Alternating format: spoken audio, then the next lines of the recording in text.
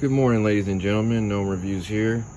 This morning we're just going to take a brief look at two different 5.45 by 39 rifles. So both of these rifles have a lot of similarities, and then there's also a couple differences. I'm just going to go over a few of those with you guys real quick. There's been several different changes made to both of these rifles since I've got them. You know, they've gone through different configurations, etc. But this is where they're at now. So I'm just going to go over the similarities real quick and then the differences. We're going to have to be quick about this video because it's already started raining. I had to get one of my old t-shirts that I use for cleaning and wipe these down real quick. I'm not worried about it raining a little bit, but if it starts pouring, I'll have to stop the video. So I'm going to be quick about this. All right, so up top we've got a 2013 IZHMASH SGL 3168 SAIGA.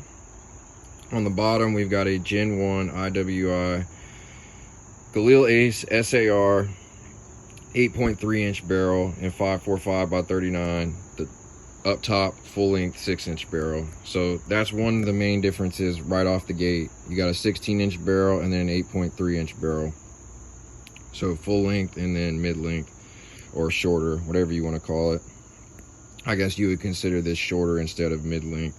Anyways, so for some of the similarities, if you'll notice, both rifles have the same Kalashnikov Concern AK-12 magazine. So this is the current production, current issue magazine in Russia right now through their Ratnik program. So this is what all the Russians running around in Ukraine, at least most of them are starting off with these mags. I've got 28 rounds here of Hornady Black in this magazine. Same up top here. Same exact magazine, 28 rounds of Hornady Black. You can see it's a little water where it's been starting to rain again. See, like I said, I ain't worried about a little bit of rain. Anyhow, all right. So besides them having the same magazines, the same ammo, they run the same mags and the same ammo, they've also got the same trigger manufacturer. So ALG Defense is who I get my triggers through regarding AK style platforms. The ALG Defense AKTUL is the only trigger that I run in my AKs, period.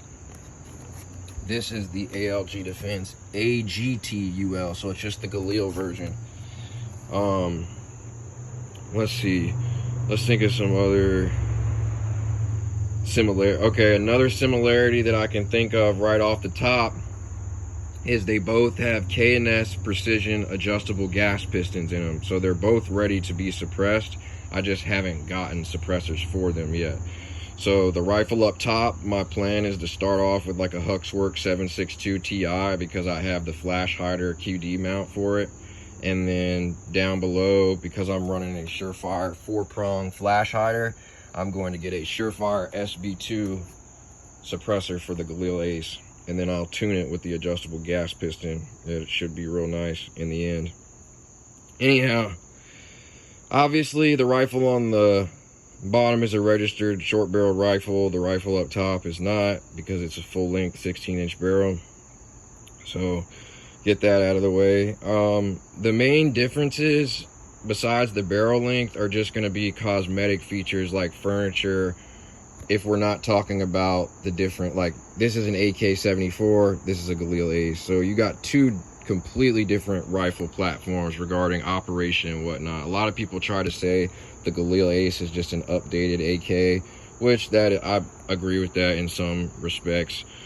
I don't know which one since I've had the modifications done to my Galil over time, I'm starting to love the Galil ACE more and more.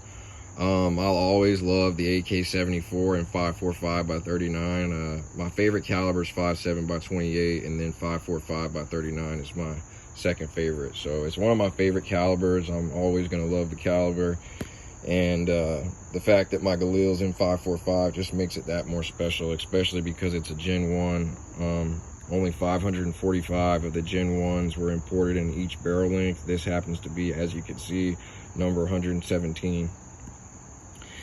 Anyways, So let's start going over just a couple differences. So besides them being the same trigger manufacturer, obviously they're different variants. So ALG AGTUL, ALG AKTUL.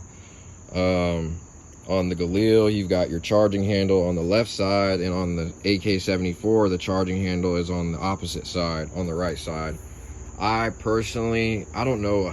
Like I said, over time, I'm starting to get used to the Galil, but I've ran the AK so much longer that I'm just more familiar with the AK operating system.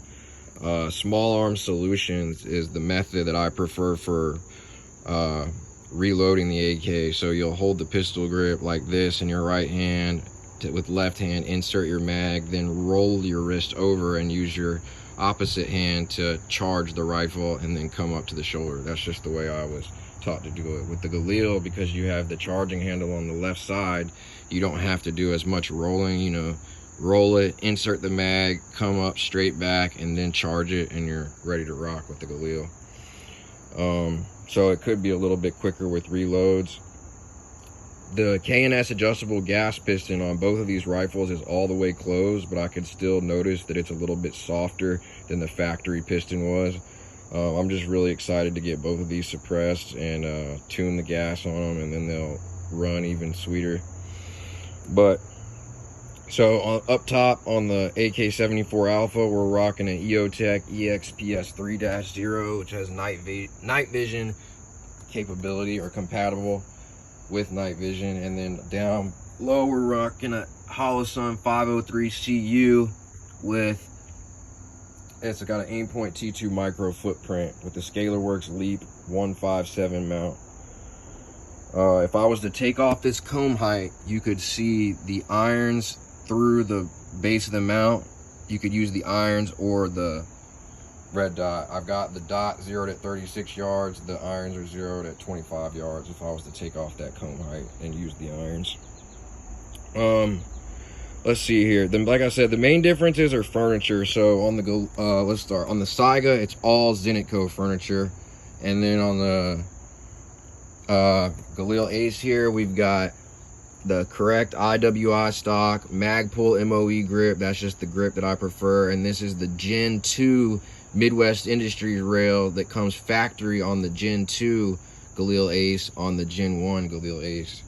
The dude that I got it from, he had already put the Midwest Industries rail on this Galil, so I just kept it on there. Since this is the rail that comes factory on the Gen 2. The guy that had this Galil originally, he said he got it as a collector piece, and it didn't end up turning out to be that for him, so he decided to get rid of it, and I picked it up.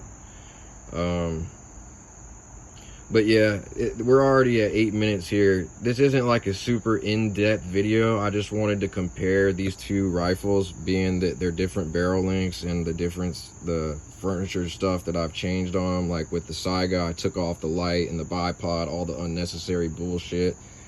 The Galil is ready to go already, but I've got the optics where I want them, and I've got them zeroed at combat distances, so everything's good on these rifles. And I just really like the Hornady Black 545 by 39 round. If you stuck around, another similarity I'll mention before I let you guys go is the Blue Force gear sling. I run Blue Force gear slings. This is the Vickers 2-point sling, and this is the single point bungee sling. The single point bungee sling is my favorite Blue Force gear sling, and it's what I run on Shorty. Any SBR, I run that sling. Like my MK57, same sling. Anyhow, we just hit 9 minutes, so I'm gonna go ahead and call this video. I didn't want this video to be extremely long, but I did want to take a minute to go through some of the differences on these two 545 by 39 rifles. If you guys have any comments, questions, concerns, anything like that, just comment below. I'm happy to answer any questions. If you've watched this long, I really appreciate your support. Stay tuned for more. Gnome Reviews out.